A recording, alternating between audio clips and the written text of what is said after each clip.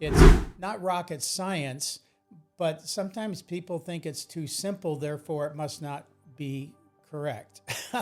But God did not create complexity. You don't know where or how. And so you try, nothing seems to work.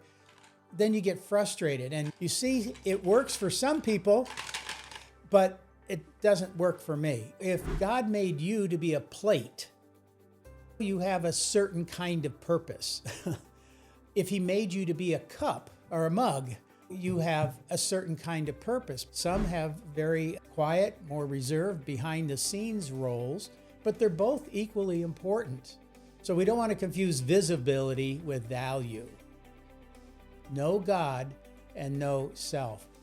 Now, my experience is the church has done a fairly decent job of helping people to know about God and to know Jesus.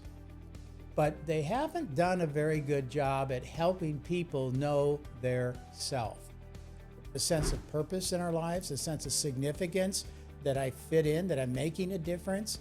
So when you move into an area of passion, that's sort of the arena where you're using your gifts, you see, ministry will give you energy.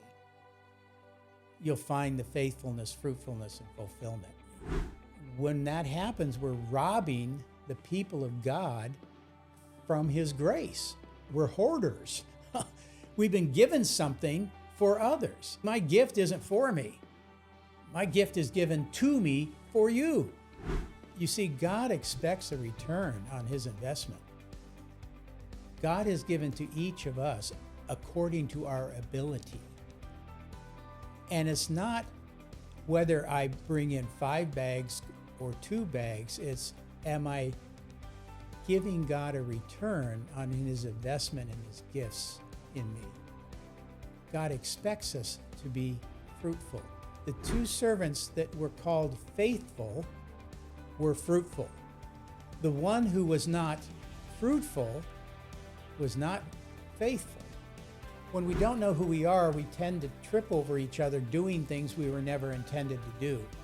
God is not surprised by your personality. He knows what it is. He knew it and embedded it before you were born.